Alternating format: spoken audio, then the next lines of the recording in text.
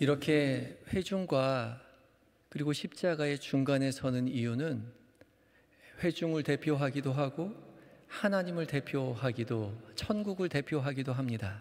하나님을 대변해서 회중에게 격려하기도 하고 회중의 마음을 품어 하나님 앞에 올려드리기도 하고, 그래서 이 찬양대는 회중과 이 강대상 십자가의 중간에 위치하게 되지요.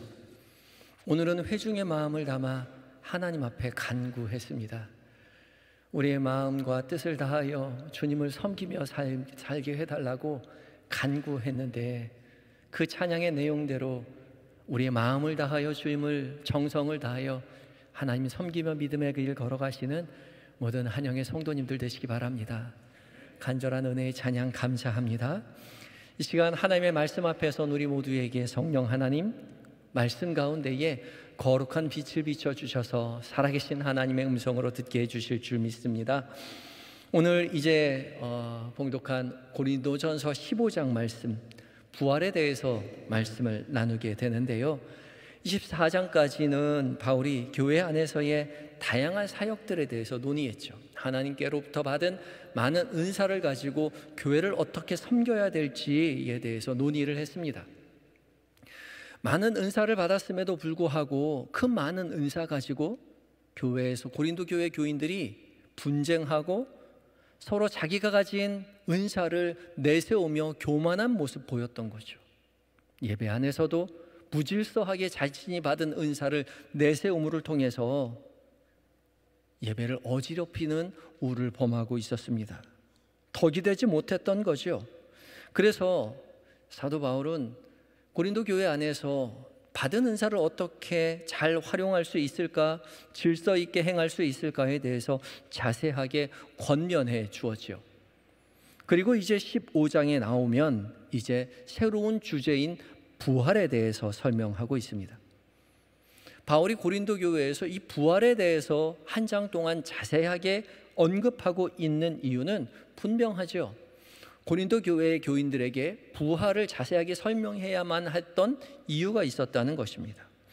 그 이유를 15장 12절에서 이렇게 밝히 말하고 있습니다. 12절 말씀을 함께 읽겠습니다. 시작.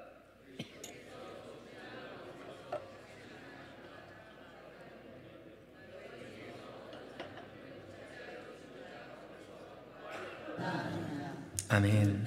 너희 중에 어떤 사람들이 어떤 마음을 가지고 있었느냐? 죽은 자 가운데서 부활이 없다고 생각했다는 거죠. 우리가 전한 것은 그리스도께서 죽은 자 가운데서 다시 살아나셨다는 것을 전파하고 전도하고 그렇게 가르쳤는데, 너희 중에 어떤 사람들, 여기 너희 중에 너희는 누구입니까? 고린도 교회 교인들이요. 예수 안 믿는 사람들, 교회 밖에 있는 사람들이 아니라 예수 그리스도를 주라 시인하는 교회 공동체 안에 있는 사람들이 그 중에 부활을 믿지 않는 사람들이 있다는 거죠. 죽은 자 가운데서 부활하신 그 부활을 믿지 못했다는 겁니다. 이 사람들이 정확히 무엇을 어떻게 부인했는지에 대한 이유를 바울이 써놓지 않아서 정확한 이유를 알 수 없지만, 학자들은 여러 가지 사유를 제시해 봅니다. 먼저 예수님이 하나님이시니까 예수님은 부활하셨을지 몰라도 사람으로서는 어떻게 부활할 수 있겠느냐는 거죠. 사람은 그냥 죽으면 끝이지, 육체는 죽으면 끝이지, 어떻게 죽었던 사람이 다시 살아날 수 있느냐? 절대 사람은 살아날 수 없다. 그런 일반적인 사고를 가지고 있었던 거죠. 또 두 번째, 물질은, 사람의 육체는 악한 것인데 어찌 육체의 부활이 있을 수 있겠냐는 거예요. 육체는 악한 것이니 굳이 부활할 필요 없다는 거죠. 이런 생각은 헬라의 이원론적인 세계관으로부터 비롯되었는데, 당시에 많은 사람들이 생각하는 구원이라는 것은 이 물질적인 하등하고 저급한 이 물질 세계로부터 빨리 벗어나서 선하고 고등한 영혼의 세계로 올라가야 한다는 것이죠. 이런 사람들이 주장하는 구원이라는 것은 육체가 구원을 받는 것이 아니라 육체에서 벗어나서 영혼이 구원받는 것이 진짜 구원이라고 생각했습니다. 그런데 몸이 부활한다고요? 굳이 악한 육신을 입을 필요가 없다는 겁니다. 그래서는 안 된다는 거죠. 선한 영혼만 구원을 받는 것이 진짜 구원이라고 생각한 사람들이 교회 공동체 안에 있었다는 거죠. 또 세 번째, 이미 성령 받았는데, 영적으로 구원을 얻었는데 몸의 부활은 더 이상 필요 없다라고 주장하는 사람들도 있었다는 겁니다. 이미 성령으로 충만하여서 우리 영혼이 구원받았는데 굳이 육신이 구원 얻을 필요는 없다라고 생각하는 것이죠. 오늘날에도 교회 안에서도 굳이 부활을 이야기하지 않아도 된다고 생각하는 사람들이 왕왕 있습니다. 또 교회 공동체 안뿐만 아니라 세상의 사람들도 교회가 부활에 대해서 말하는 것을 불편해하죠. 부활만 이야기하지 않아도 죽은 사람이 어떻게 살아날 수 있겠느냐, 예수님이 굳이 부활하지 않아도 그는 위대한 성인으로서, 그리고 그를 따르는 기독교인들도 그냥 도덕적이고 윤리적인 기독교만 해도 충분히 본받을 만하고 가치가 있는 것이니 예수님이 부활하셨다고 얘기하지 않아도 된다라고 말하는 사람들이 있습니다. 여러 가지 이유를 근거를 들어서 몸의 부활이 필요 없다라고 주장하는 사람들이 있지만, 그러나 우리가 믿는 부활 신앙은 몸의 부활을 믿는 신앙인 것이죠. 그래서 우리가 매주 예배 안에서 고백하는 사도신경에도 우리의 몸의 부활을 우리가 고백하고 있죠. 사도신경 다 암송하시죠? 나는 성령을 믿으며, 그렇죠? 그리고 거룩한 공교회와 성도의 교제와 죄를 용서받는 것과 몸의 부활과 영생을 믿습니다. 아멘. 우리 매주 예배 시간에 고백할 때 무엇을 고백해요? 몸의 부활을 고백합니다. 몸의 부활과 영생을 믿는다라고 입술로 고백합니다. 우리가 이렇게 고백하는 것은, 우리가 고백하는 건 사도신경, 사도신조라고 말하죠. 기도가 아닙니다. 기도가 아니라 신경, 크리드예요. 우리의 신앙을 세상 가운데 믿지 않는 사람들에게 우리가 어떤 하나님을 믿는지, 어떤 예수 그리스도를 믿는지 믿음으로 선포하는 것이죠. 그래서 굳이 눈을 감지 않아도 됩니다. 아니, 눈을 감지 않는 것이 더 정확하죠. 왜요? 눈을 감으면 기도처럼 하나님 앞에 고백하는 것처럼 느껴지지 않아요? 그러나 사도신경은 하나님 앞에 드리는 것이 아니라 세상 가운데 난 이런 하나님을 믿는다고 선포하는 것이 신조, 신경입니다. 특별히 이 사도신경은 이제 서양의 서방 교회에서 많이 고백을 하고, 동방 교회에서는 이제 니케아 신조를 고백을 하는데, 우리가 믿는 예수 그리스도는 어떠한 분이신지, 그러니까 우리가 바라는 하나님의 나라는 어떠한 하나님의 나라인지 고백할 때에 특별히 우리는 몸의 부활과 영생을 믿는다라고 선포하는 거죠. 우리는 몸의 부활과 영생을 믿는 것입니다. 바울이 이 몸의 부활을 설명하기 위해서 세 부분으로 나누어서 오늘 15장을 천천히 계속해서 설명해 주고 있는데, 이 15장을 세 부분으로 나누면 첫 번째는 1절부터 11절까지 나누어 볼 수 있습니다. 1절부터 11절까지의 부분은 예수 그리스도께서 부활하셨다라는 것을 설명합니다. 예수 그리스도께서 성경에서 예언한 대로 예수 그리스도께서 부활하셨다는 거죠. 그리고 그 부활하신 예수 그리스도를 많은 사람들이 눈으로 목격하였다라고 말합니다.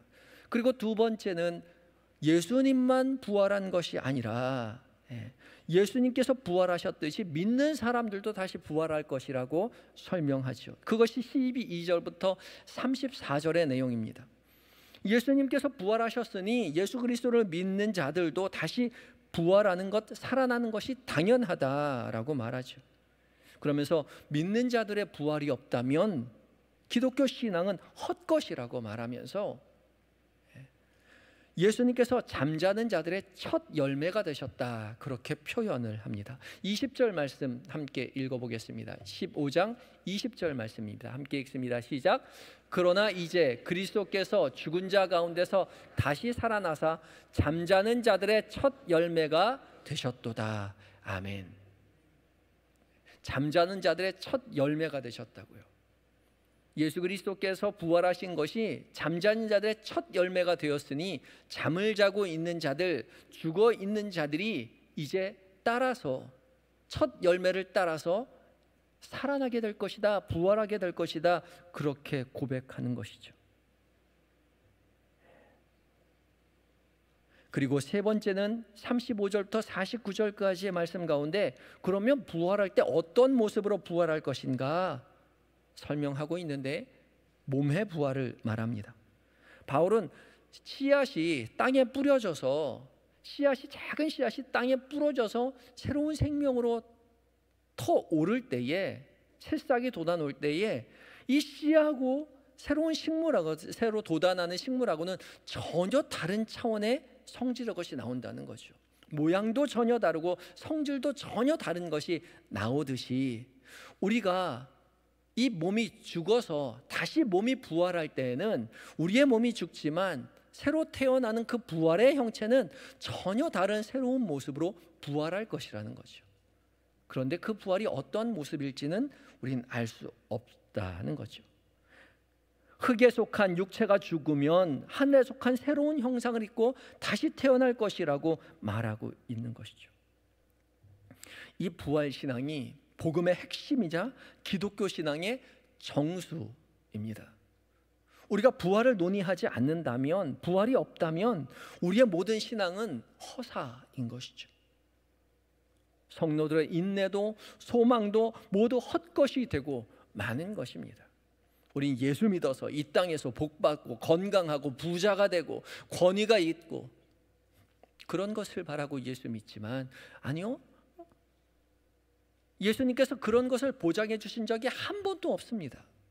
예수님께서는 도리어 나를 따라오려거든 자기 십자가를 지고 따라오라고 말하고 많은 곤욕을 당할 것이라고 말하고 나를 따라 죽음을 당하기까지 한다라고 주께서 말씀하셨습니다. 그러나 성도들은 그런 죽음에 이른다 하더라도 인내로, 소망으로 그 죽음을 견디어냈다는 거죠. 그런데 그 부활이 없다면 그들의 그 인내와 소망이 다 헛것이라는 것이죠. 바울은 19절에서 이렇게 선언합니다. 19절도 함께 읽어봅니다. 시작. 만일 그리스도 안에서 우리가 바라는 것이 다만 이 세상의 삶뿐이면 모든 사람 가운데 우리가 더욱 불쌍한 자이리라. 이 땅에만 삶의 소망을 둔다면 우리같이 불쌍한 사람 없다는 거죠. 세상에서 핍박당하고 고난당하는데 그럼에도 불구하고 신앙을 유지한다는 것이 부활이 없다면 얼마나 불쌍하냐는 거예요. 그러나 우리가 부활이 있기에 목숨까지도 기꺼이 희생하면서 기쁨으로 믿음의 길 걸어갈 수 있다는 거죠. 그래서 부활신앙이 우리에게 가장 중요하다는 거죠. 바울은 그러면서 이 부활이 무엇인지에 대해서 설명하고 있는데요. 우리 1절부터 다시 한번 말씀을 읽어가면서 그 부활에 대해서 자세히 살펴보려고 합니다. 1절부터 11절까지 예수 그리스도의 부활에 대해서 설명하고 있다고 했는데 1절과 2절 말씀 함께 읽겠습니다. 시작. 형제들아, 내가 너희에게 전한 복음을 너희에게 알게 하노니 이는 너희가 받은 것이요 또 그 가운데 선 것이라. 너희가 만일 내가 전한 그 말을 굳게 지키고 헛되이 믿지 아니하였으면 그로 말미암아 구원을 받으리라. 아멘. 바울은 고린도 교회 교인들이 자신이 전한 그 복음, 너희에게 전한 복음을 너희가 받았고 또 그 가운데 서 있다라고 말하죠. 여기 복음에는 정관사가 붙어 있습니다. 그러니까 여러 가지 복음이 아니라 내가 전한 바로 그 복음, 그 복음을 너희가 받았고 그 복음 가운데 너희가 서 있다는 거죠. 그 안에 너희가 복음 안에 서 있다라고 강조하고 있습니다. 그리고 그 복음 안에 너희가 굳게 지키고 헛되이 믿지 아니하면 그로 말미암아 아니하였으면 헛되이 믿지 아니하였으면 그로 말미암아 구원을 받을 것이다. 헛되이 믿지 아니하고 그것을 붙잡고 있어서 그것으로 말미암아 그 복음을 지키는 것으로 말미암아 너희가 구원을 받는다는 거죠. 그냥 받아든 복음, 좋네, 하나님께서 나에게 구원을 허락하셨어. 예수님으로 말미암아 난 구원 얻을 거야. 그러고 가만히 주저앉아 있는 것으로 구원이 우리에게 허락되는 것이 아니라 그 우리에게 받은 구원을 굳게 지키려고 노력해야 한다는 것이죠. 헛되이 믿지 않아야 된다는 것입니다. 받은 복음 굳게 지켜내야 구원에 이를 수 있다고 바울이 강조하는 거죠. 왜냐하면 고린도 교회 교인들이 닥쳤던, 초대교회 교인들이 받아들였던 그 복음의 실제적인 상황이라는 것이 전해받은 복음 붙들 수 없도록 많은 것들이 유혹했기 때문에 그렇습니다. 복음을 받긴 받았는데 내가 이것을 유지할 수 있을까? 많은 핍박, 많은 환난, 많은 괴로움, 삶의 환경들이 그 받은 복음을 지켜내기 힘든 상황일 수 있다는 거죠. 또한 많은 이단과 거짓 선생들의 유혹에 시달려서 교회 안에 있었음에도 불구하고 그 받은 복음 잃어버릴 수 있었기 때문에 그렇죠. 특히 기독교 초기 공동체에는 우리가 무엇을 믿어야 하고 무엇을 믿지 말아야 되는지 기준이 모호했기 때문에 너도 나도 하나님으로부터, 예수님으로부터 내가 만나서 이 이야기를 들었다고 예언하는 사람들, 나의 믿음을, 나의 교리를 받으라고 하는 사람들이 많았기 때문에 그런 일이 너무나도 빈번하게 일어났죠. 그래서 초대교회 공동체가 가장 먼저 했던 일들이 이런 사도신경과 같은 신조를 확립하는 일이었습니다. 바울은 그래서 자신이 전한 이 복음의 진정성의 증거들을 지금 계속해서 제시하고 있죠. 3절과 4절 말씀 함께 읽겠습니다. 함께 읽습니다. 시작. 내가 받은 것을 먼저 너희에게 전하였느니 이는 성경대로 그리스도께서 우리 죄를 위하여 죽으시고 장사 지낸 바 되셨다가 성경대로 사흘 만에 다시 살아나사. 아멘. 펜을 가지고 계신 분은 오늘 성경책에 이 부분에 동그라미를 쳐놓으셨으면 좋겠습니다. 3절에 이는 성경대로 그리스도께서 우리 죄를 위하여 죽으시고 성경대로, 4절에 장세 지낸 바 되셨다가 성경대로 사흘 만에 다시 살아나사. 성경대로 살아나셨다는 거죠. 바울이 제시한 바울이 전한 복음의 진정성의 첫 번째 증거는 성경이라는 거죠. 예수님의 부활하심의 증거는 첫 번째 성경입니다. 예수 그리스도께서 우리를 위해서 죽으시고 장사되셨다가 사흘 만에 살아나신 것은 그저 아무 근거 없이 이루어진 것이 아니라는 거죠. 성경에서 이미 예언했던 것들이 이루어진 것입니다. 성경대로 카타타스 그라파스인데요. 카타 무엇에 의하여 무엇을 따라서이고요. 타스 그라파스는 그라페가 책이라는 뜻인데 그라파스는 책들입니다. 그러니까 성경 그냥 하나의 성경이 아니라 많은 성경들을 말하는 것이죠. 복수로 쓰여져 있습니다. 성경 한 곳에서 증언한 것이 아니라 여러 성경들 가운데 증언한 것, 이미 예언한 대로 예수 그리스도께서 죽은 자 가운데서 다시 살아나셨다는 거죠. 성경 한 곳이 아니라 모든 성경 가운데서 예수 그리스도를 증언하고 있죠. 모든 구약 성경이 비추고 있는 바로 한 지점이 바로 예수 그리스도이죠. 구약 전체의 내용이 그리스도이신 예수님께서 이 땅에 오셔서 온 인류의 죄를 담당하시고 고난당하시고 죽으시고 다시 살아나실 것을 예언하고 있습니다. 무엇보다 성경이 예수 그리스도의 부활을 증언하고 있다는 거죠. 그리고 두 번째, 복음의 진정성의 증거는 수많은 증인들입니다. 부활하신 예수님을 만났던 수많은 증인들이 있다는 거죠. 예수님께서 십자가에 달려 죽으셨다가 3일 만에 살아나셨을 때에 많은 사람들이 부활하신 예수님 만났다는 겁니다. 오늘 본문 5절부터 8절까지입니다. 함께 읽도록 합니다. 시작. 게바에게 보이시고 후에 12 제자에게와 그 후에 500여 형제에게 일시에 보이셨나니 그 중에 지금까지 대다수는 살아있고 어떤 사람은 잠들었으며 그 후에 야고보에게 보이셨으며 그 후에 모든 사도에게와 맨 나중에 만삭되지 못하여 난 자 같은 내게도 보이셨느니라. 아멘. 볼펜을 가지고 계신 분은 펜을 들어서 누구에게 보여주었는지 한번 동그라미를 쳐보겠습니다. 첫 번째 5절에 누구에게 보이셨다고요? 게바에게, 베드로에게 보이셨고, 그 후에 12제자에게 보이셨고요. 그 후에 500의 형제에게 일시에 보이셨고요. 7절에 나가면 또 누구에게요? 그 후에 야고보에게 보이셨으며 그 후에 모든 사도에게와 8절에 맨 나중에 만삭되지 못하여 난 내게도 보이셨느니라. 예수님의 부활하심을 목격한 많은 사람들이 있었다는 거죠. 제자들과 게바와 베드로, 게바 즉 베드로에게도 보이셨고 12제자, 12제자는 아니고 11제자였죠. 숨어 있었던 그 11제자에게도 보이셨고요.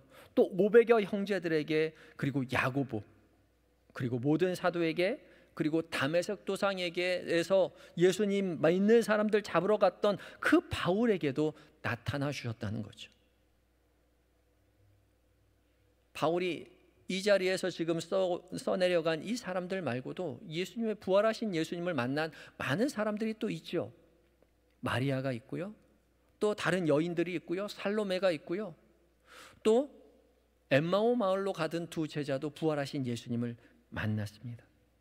그런데 여기 안 적어놨죠. 바울은 부활하신 예수님을 만났던 사람들, 모든 사람들을 다 적어놓으려고 했던 것이 아니라 중요한 대표적인 인물들을 적어 놓았던 것이죠. 그래서 예수님의 부활이 역사적인 사실임을 증명하려고 하였습니다. 특히 당시 여인들은 증인으로 설 수 없었기 때문에 여인들은 적어 놓지 않았고요. 게바와 야고보를 적어 놓았는데, 이 게바와 베드로 그리고 야고보는 초대교회 공동체의 가장 영향력 있는 두 리더였습니다. 예루살렘 교회의 핵심 인물이었습니다. 그리고 베드로는 고린도 교회의 지지 세력이 있었습니다. 고린도전서 1장에 내 파로 갈라져 있다라고 말할 때에 게바파가 있었죠. 고린도 교회 안에서 이미 비중이 있는 인물이었던 거죠. 예수님의 부활은 한 사람이 아니라 여러 사람, 많은 사람들이 이미 만났다고 증언하고 있기 때문에 예수님의 부활이 당연한 사실이죠. 2000년 역사 가운데, 기독교 역사 가운데 예수님의 부활을 그저 예수님 부활했다는 것은 그냥 신화일 뿐이고 역사적 사실은 아니라고 주장했던, 그렇게 주장하려고 했던 많은 사람들이 있었죠. 그러나 하나같이 예수님의 부활을 거짓이라고 허구라고 증명하려고 했던 많은 사람들이 모두 실패했습니다. 어떤 사람들은 예수님이 죽은 척 했을 것이다, 기절했다가 무덤에서 깨어나서 그래서 나온 것이다 라고 말하기도 했죠. 그런데 성경이 예수님이 죽으시는 모습들을 너무나도 자세하게 적어 놓았습니다. 손과 발에 못으로 박혔고 예수님이 십자가로 지러 가기 전에 이미 채찍에 맞아서 죽을 정도로 이미 고난을 당하셨죠. 또 십자가상에서 허리에 창을 맞으셔서 물과 피를 이미 다 쏟았다고 의학적으로 설명해 놓았습니다. 그러니 기절했다 깨어난다고 해서 3일 만에 어떻게 온전한 모습으로 제자들 앞에 나오겠습니까? 불가능한 이야기죠. 기절했다는 것은 불가능한 말입니다. 그러면 죽긴 죽었는데 그 시신을 누군가가 훔쳐가서 숨겨놓은 다음에 예수님이 부활했다라고 그렇게 소문내고 다녔을 것이다 라고 주장한 사람들도 있었습니다. 그러면 이 시신을 누가 가져갈 수 있을까요? 이 시신에 접근할 수 있었던 세 부류의 사람들이 있죠. 제일 먼저 로마의 군인들이 있었습니다. 로마의 군인들은 그런 일을 할 리가 없죠. 무덤에서 예수님의 시신을 지키고 있었던 사람들이 그런 일을 할 리가 하등의 이유가 없습니다. 두 번째 사람 누가 있었을까요? 유대인이 있죠. 유대인들은 예수님이 부활하면 큰일 납니다. 예수님이 부활했다고 해도 그것을 믿지 말아야 하는 사람, 그걸 막아야 하는 사람들이죠. 그런데 예수님의 시신을 훔쳐갔다고요? 더군다나 시신을 손에 대는 것은 유대인으로서 하지는 말아야 하는 거죠. 부정하게 되기 때문에 그렇습니다. 유대인들 역시 예수님의 시신에 손을 댈 리가 만무하죠. 그럼 세 번째, 예수님의 제자들이 예수님의 시신을 훔쳐가 놓고 예수님 부활했다라고 말할 수 있다는 거죠. 그렇게 소문내고 할 수 있다는 겁니다. 그런데 제자들이, 예수님 믿는 사람들이 예수님의 시신을 훔쳐갔다면 성경을 어떻게 써놨을까요? 여러분이 예수님의 제자들이라면, 여러분이 예수님의 제자로서 예수님의 시신을 훔쳐가고 예수님이 부활했다라고 이야기했다면, 그래서 예수님의 부활하신 소식을 써놓았다면 여러분들 어떤 모습으로 써놨겠어요? 여러분들이 믿음 좋은 사람으로 써놨겠죠.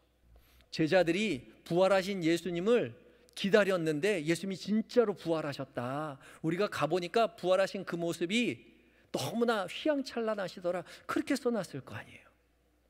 그런데 예수님의 부활 소식을 써놓은 그 기록이 너무나도 제자들이 엉망인 모습을 보여주고 있다는 거죠.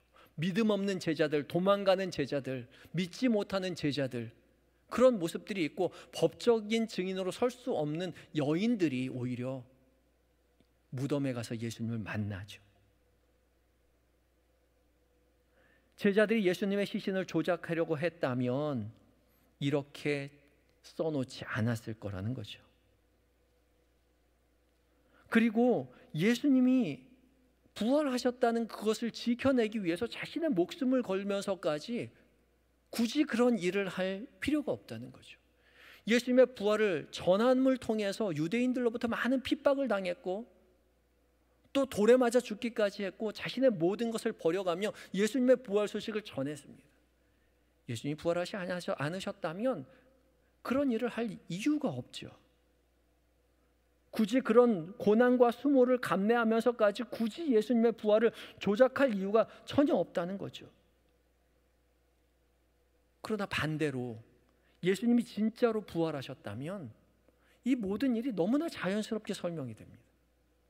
정말로 예수님이 부활하셨기에 예수님의 부활을 믿지 못했던 제자들마저도 부활하신 예수님을 만나고 나서 그 부활하신 예수님을 전하기 위해서 자신의 모든 수모를 감내하고 자신의 목숨을 걸고 부활하신 예수 그리스도를 증언하며 다녔다는 거죠.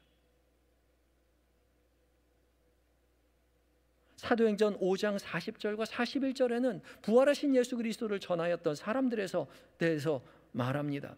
40절과 41절, 40절과 41절을 함께 읽겠습니다. 시작. 그들이 옳게 여겨 사도들을 불러들여 채찍질하며 예수의 이름을 말하는 것을 금하고 놓으니 사도들이 그 이름을 위하여 능욕받는 일에 합당한 자로 여기심을 기뻐하면서 공회 앞을 떠나니라. 사도들을 불러들여 놓고 채찍질하고서 예수의 이름으로 말하는 것을 금했어요. 그랬는데 사도들이요, 그 이름을 위하여 능욕받는 것을 어떻게 했다고요? 합당한 자로 여기고 기뻐했다고요. 매맞는 것을 기뻐하고 공회 앞을 떠났습니다. 어떻게 이런 일이 있을 수 있었을까요? 예수 그리스도를 만났기 때문에 그렇습니다. 그저 기뻐하는 것으로 끝나지 않았습니다. 이어지는 42절 말씀도 함께 읽겠습니다. 42절 말씀입니다. 5장 42절.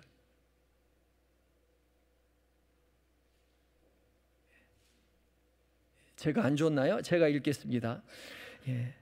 그들이 날마다 성전에 있든지 집에 있든지 예수를 그리스도라고 가르치기와 전도하기를 그치지 아니하느라. 아멘. 날마다 성전에 있든지 집에 있든지 예수님이 그리스도이심이라고, 메시아라고, 부활하신 예수 그리스도를 증언하기를 그치지 아니하였다고요. 맞아가면서도 기뻐했고 돌에 맞아가면서도 예수 그리스도를 주라고, 메시아라고 증언하고 있었다는 거죠. 그래서 그들을 바라보던 많은 사람들이 저 사람들에게 무엇이 있을까? 무엇이 있길래 저 사람이 저렇게 돌에 맞아가면서까지 그리스도를 메시아, 예수님을 메시아라고 전하고 있는 것일까? 그 복음이라는 게 무엇이길래 기꺼이 자신의 모든 것을 다 희생하면서까지도 저렇게 기뻐할 수 있을까? 너무나 궁금해서 그거 조사하다 보니까 결국은 그 사람도 예수님을 만나고 그리스도인이 되고 말았다는 거죠. 그렇게 2000년 역사가, 기독교 역사가 이어져 오고 있었다는 거죠. 예수님의 부활이 없었다면 결코 2000년 역사, 기독교 역사가 이어지지 못하였을 것입니다. 정말 예수님이 부활하셨을까? 고민하고 갈등하고 의심했던 많은 사람들이 직접 부활하신 예수 그리스도를 인격적으로 만나고 예수님만이 나의 참 구주가 되심을 믿음으로 고백하고 자신의 인생을, 자신의 모든 생명을 걸고 기뻐하며 복음을 증거하며 살아갔다는 거죠. 그러하기에 2000년 기독교 역사가 지금까지 이어올 수 있었다는 것입니다. 바울 역시 마찬가지지요. 바울이야말로 그리스도인들을 가장 열심으로 핍박했던 사람 중에 한 사람이었습니다. 첫 번째 순교자였던 스데반 집사를 증언하였던 사람, 증인으로 섰던 사람이 바로 이 바울이었던 사울이었죠. 그는 유대인 중에 유대인이었기에 예수 믿는 사람을 잡아들이는데 혈안이 되어서 자신의 돈을 다 내어가며 자신의 인생을 소비해가며 예수 믿는 사람 잡으러 다녔던 사람이죠. 그리고 다메섹 도상으로 예수 믿는 사람 잡으러 가다가 그곳에서 부활하신 예수님을 만나고 그의 인생이 완전히 변화되죠. 그래서 바울은 자기 자신을 이렇게 표현합니다. 오늘 본문 9절과 10절 말씀입니다. 함께 읽습니다. 시작. 나는 사도 중에 가장 작은 자라. 나는 하나님의 교회를 박해하였으므로 사도라 칭함받기를 감당하지 못할 자니라.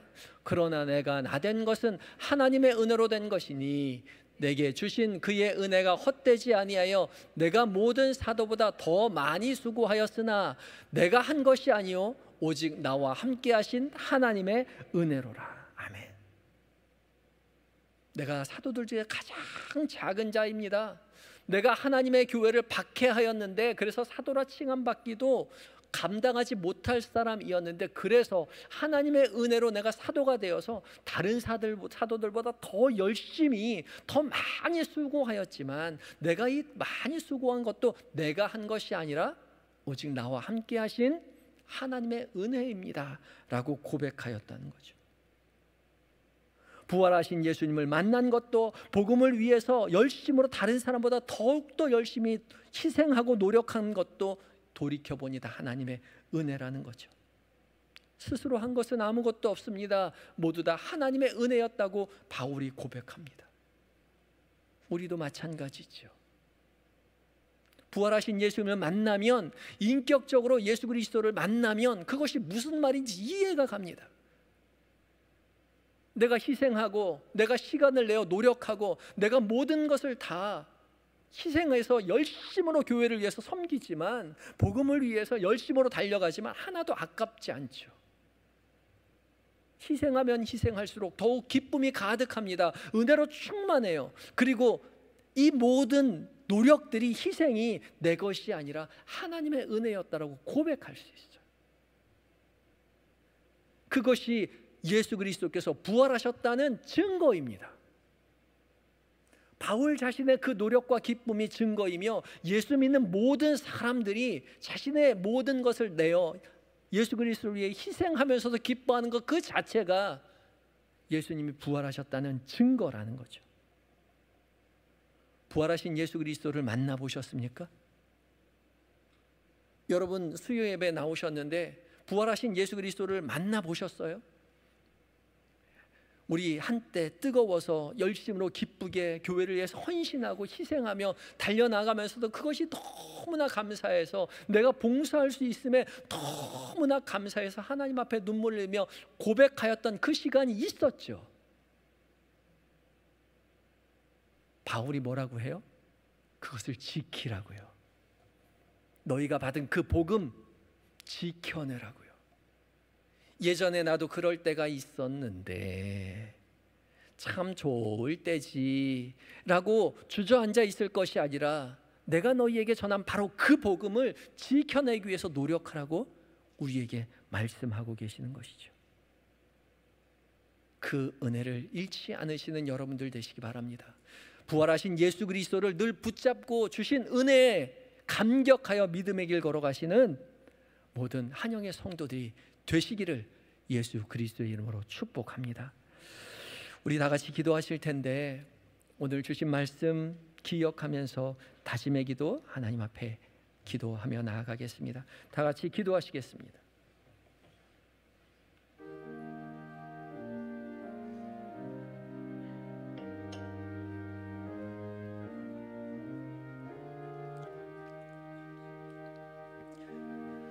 주님, 부활하신 예수님이 우리의 증언, 증거가 되심을 우리가 이 시간 고백하오니 주님, 우리의 고백을 받아주시옵소서.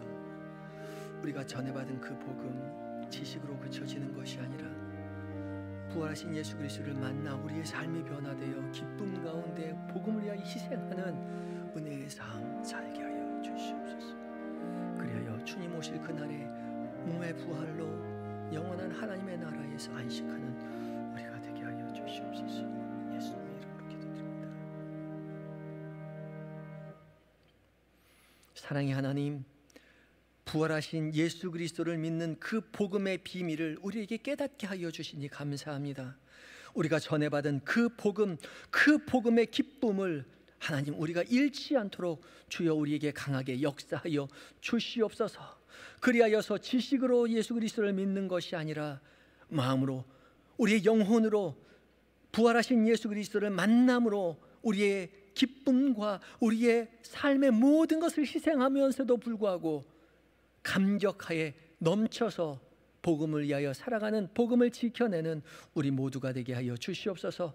그리하여서 주님 다시 오는 그날에 우리의 몸이 부활하여 주께서 예비하신 영원한 하나님의 나라에서 기쁨을 누리는 은혜의 삶 살게 하여 주시옵소서.